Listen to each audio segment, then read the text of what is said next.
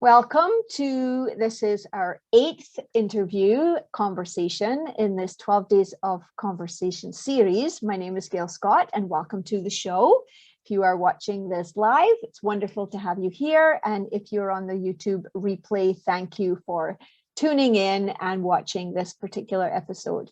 I am super excited this morning to introduce you to a gentleman that I met about 3 years ago, who actually has had quite a big impact on my life. And I know many other people based on what he is now involved in. So I'm happy to introduce you to Peter Dennis. Welcome to the show, Peter.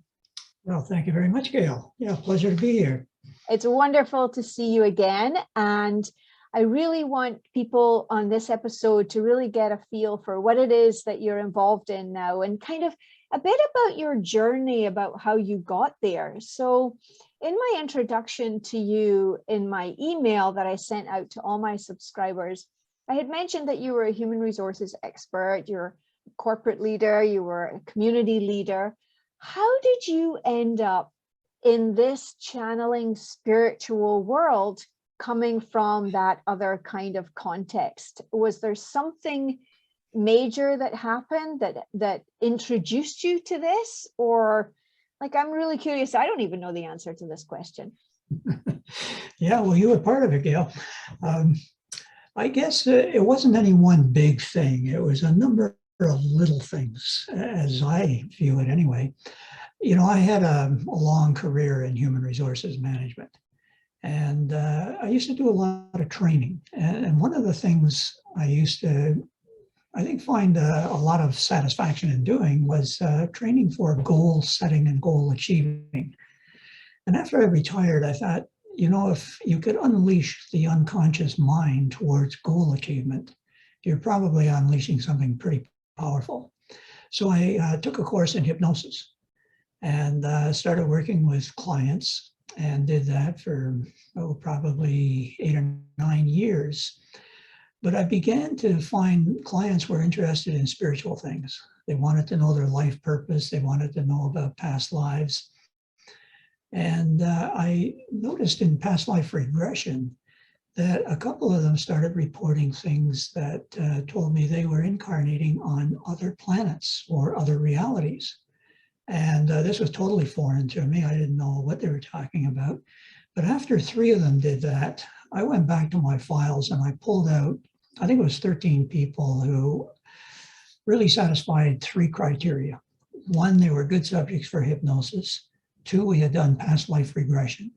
And 3, I didn't think they'd be spooked out too much if they discovered they were a Palladian or something in another incarnation. So you were one of those, Gail. And of the 13, I invited them all to come and join me in this little experiment. 6 of you did. And of the 6, in mid sort of exploration, 5 of you started channeling. And Karen Ashby was the first. And we went back and I think when she was in hypnosis, I don't recall exactly, but I probably said something like, I'm going to count to 3. When I say 3, you're going to be back in an incarnation off planet Earth or something like that. Anyway, she said, yeah, I'm in my spaceship and I'm observing Earth. And what do you think? And, you know, we started, I guess it began to dawn on me, this is much clearer than past life regression. If you do that in hypnosis, it's a little fuzzy and the images aren't all that clear. And then she started talking about we, and anyway, it finally dawned on me. I said, wait a minute, we're channeling here, aren't we? She says, yes. Wow. And that's where it began. And within that year, I think there were 5 of you who began the channel. That was 2018. And since then, I've been working with 54 people as of yesterday, helping them either to begin to channel, or I think 7 of them were already channeling when I met them. So sometimes I have an interest in taking this to the public, or I have a list, I call it the buddies list, and these are channelers who practice with each other. And sometimes they just want to get on that list, and after I check them out, they can be on it. So that's fascinating to have gone from, 3 past life regressions that were off planet to now 54 individuals having this experience over such a short period of time, 3 years. But you mentioned early on in the journey when you were creating the criteria for individuals to kind of do this experiment with to see whether or not they would be able to access this kind of information, you said, but they had to be able to easily go into hypnosis. So what does that involve? How would someone know that they were a candidate for being able to easily go into hypnosis? Well, these were all former clients, so I knew they were pretty good subjects. And I guess the real answer, Gail, is you don't know till you try it. And probably about 3 to 5% of all humans will not allow themselves to be hypnotized. Yes, I've heard that before, having done hypnosis many times myself with different practitioners. They're very clear that if the individual is feeling in any way unsure about letting go into that surrendering experience, then they just won't let it happen. Is that your experience too? Yeah, pretty much. Although there's a bit of a gray area in that, yeah, some people are hesitant. And I think over the years, I've learned some ways to maybe soften that a little bit and help them to become less hesitant. But I think then you run into a hard core of about 3 to 5% of candidates who just won't let it happen. They're too controlling. Right, right. Now, so what happens when someone goes into hypnosis and, you're particularly seeking to see if channeling or off planet or, star being kind of experiences are in their past or present or future, because we know everything is happening all at the same time. How do you go about doing that? Like, does somebody have to understand the concept for you to be able to introduce that in hypnosis?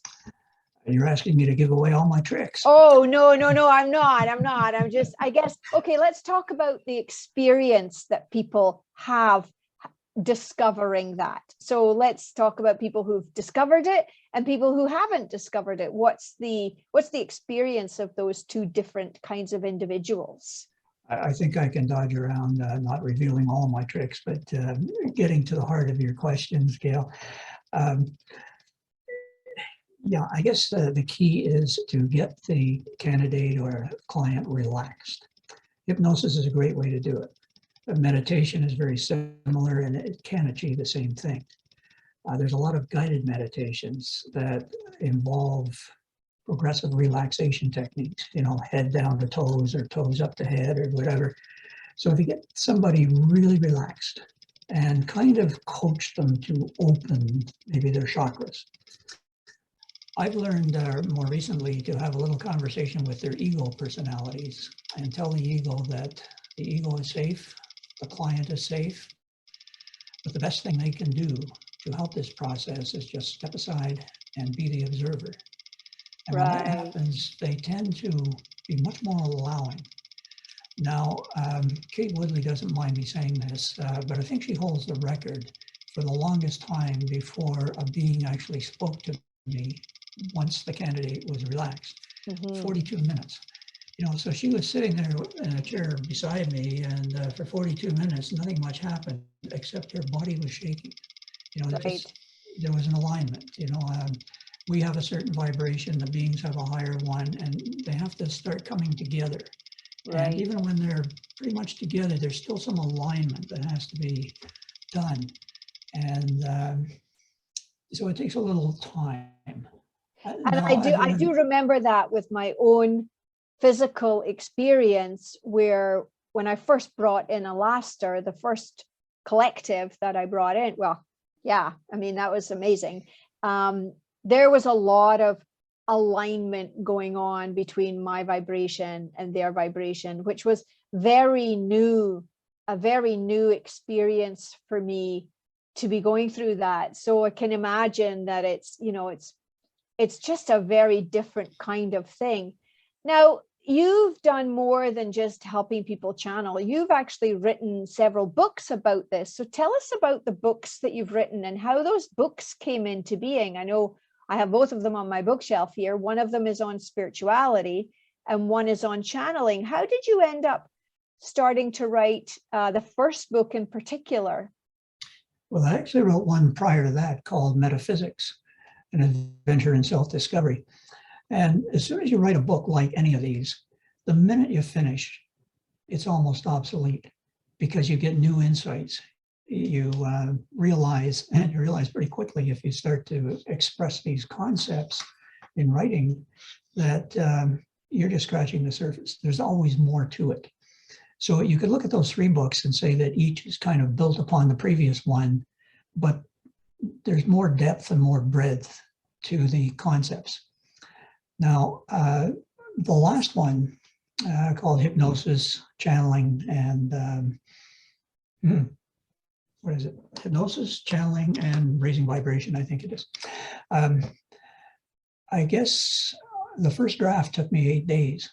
And somebody asked, was that channeled? And I said, I don't think so. I think that's, my own stuff.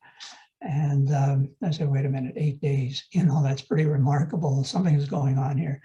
And in talking to the beings afterwards, they said, sure, it was channeled. And I guess they said, actually, all my books have been channeled. I wrote one on handwriting analysis years ago, and apparently that one too. So, a lot of us channel in various ways. Songwriters often are channeling, athletes even.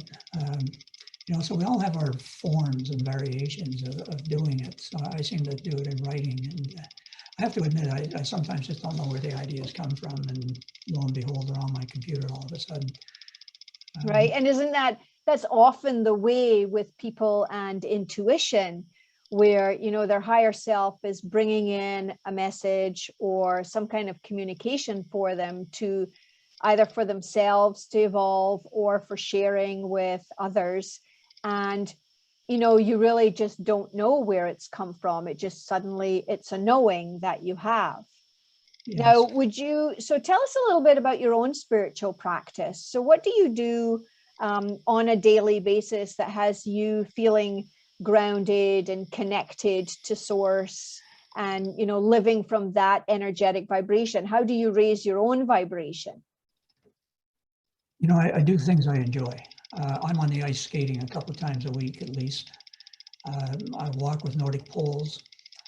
I guess I've been kind of a physical guy most of my life, and chasing balls or pucks or something. But I also meditate every day at least once. Mm-hmm. And what kind of meditation do you do, Peter? Do you do walking meditation? Do you do a guided meditation? What's your favorite? Just to sit and breathe? What do you like to do? Well, there's a number of definitions of meditation. And I guess what I understand by it is it's a reaction in the nervous system where certain things happen, like metabolism drops, brain waves change to alpha. The mind is quite active, actually elevated a little bit. So are the senses, but the body is very relaxed. It's a unique state of awareness. And it takes most people maybe 7 to 10 minutes to get there.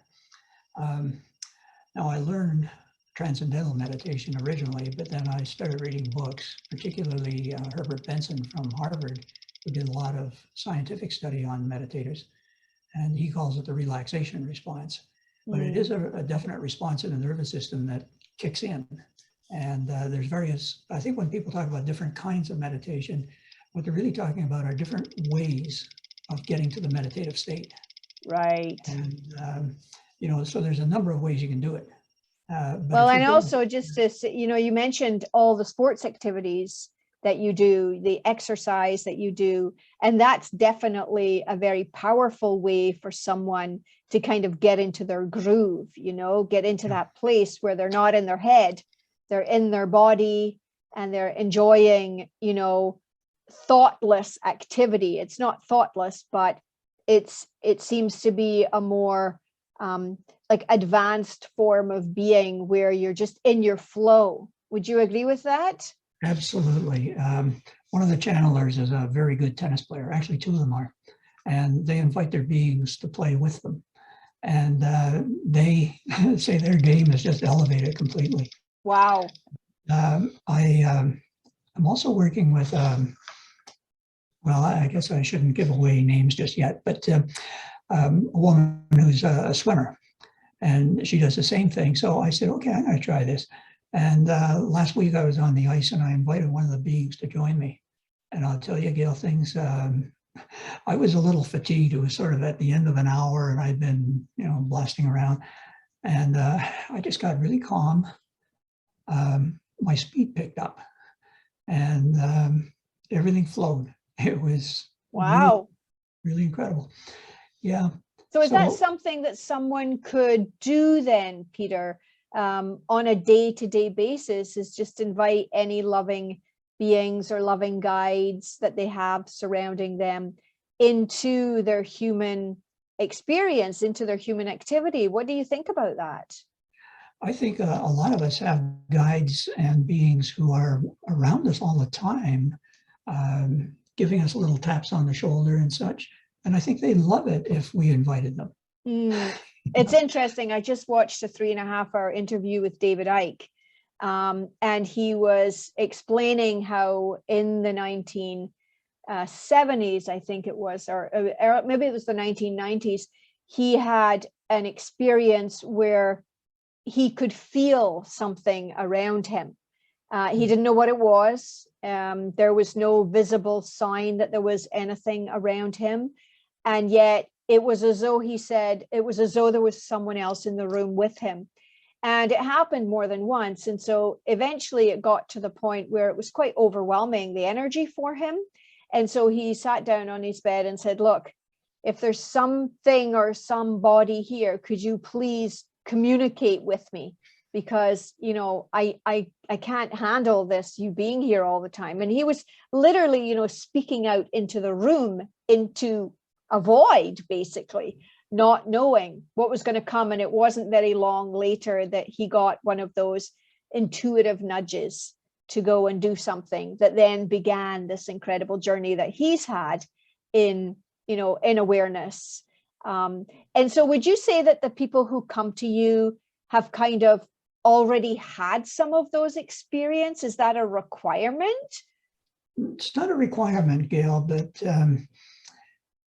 I guess I think over the years, the 3 years and a half or so, I've developed a bit of an instinct, for who's likely. The question really isn't who can channel, it's more who is ready to channel.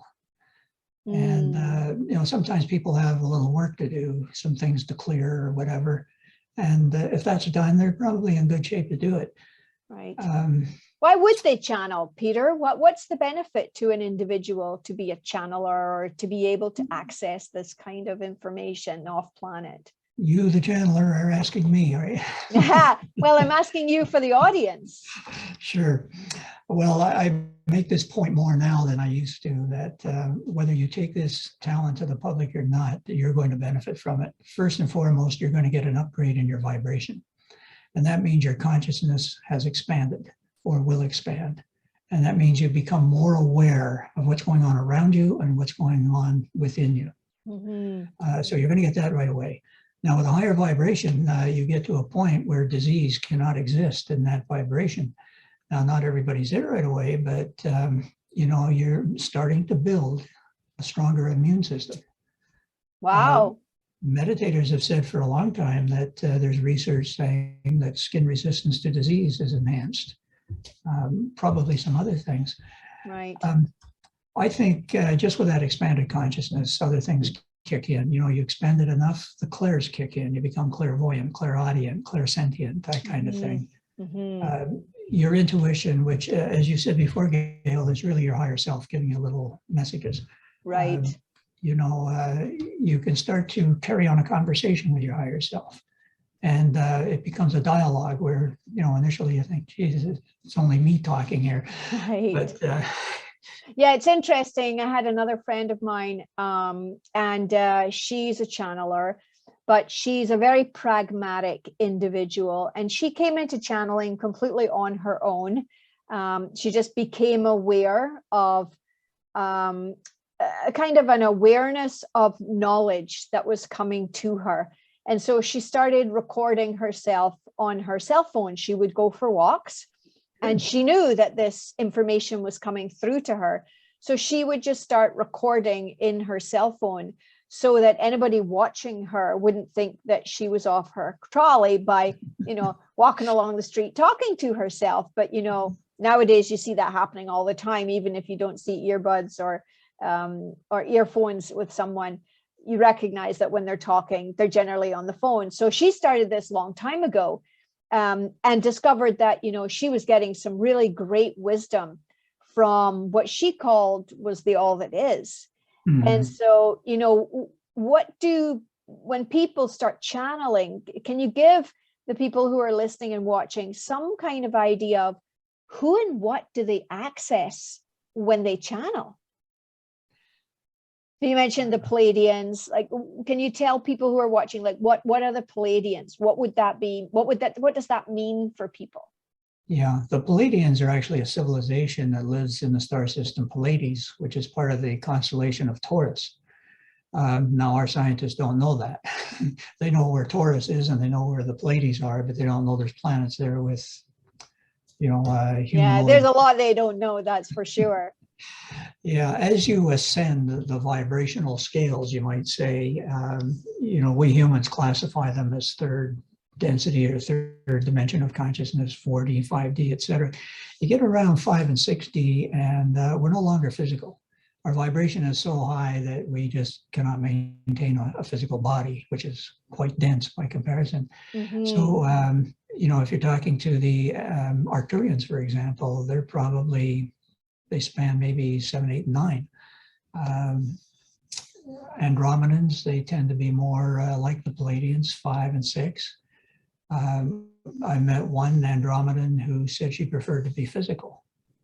She just liked it, felt good. But she was capable of being absolutely spiritual. Usually it's the other way around. Those in the spirit world say, we have way more fun than you do. Yes, I have heard that it's not something that they want to experience. They've either already experienced, well, they probably have already experienced the physical human form, especially in human form, right? Because of the density and the emotionality and the difficulty of that. That's wow. Right. So there's a lot to kind of digest with this whole channeling thing. So now let's switch tactics a little bit to the topic of sacred economics, which for those of you who are not aware, this is a way of doing business differently. This is being able to offer a service or a product to a customer and understanding that there's a different kind of win-win in the energy exchange. So in our modern world, energy exchange is normally in the form of money, but there are many other ways that we can exchange our services. And there are many situations where people can't afford to purchase certain services because of the way the business model is created when it's only done by money. And so what we're introducing in this particular video series with each guest is the idea that you could perhaps be able to work with an individual and that the barter system would still be a win-win, but it might not be the dollar value that you expect. And so sometimes it can even be another product or service, or you can barter it to someone else. So I know that Peter has looked through all the notes that I sent him and he's come up with a great offer. So could you just explain to the people watching what it is that you're looking to offer in this sacred economics exchange, Peter? Sure. Well, I think it's a brilliant idea, Gail, and I minored in economics and never did understand it. So sacred economics might be a new experience for me. I charge people for the first 2 sessions with me, and I charge them $200 per session. And that discourages some of the tire kickers, you might say. And after 2 sessions, if I know that I'm working with a channeler, then the next 3 sessions are free. So I'm happy to discount the first 2 for your purposes, Gail, to half price or $100 each.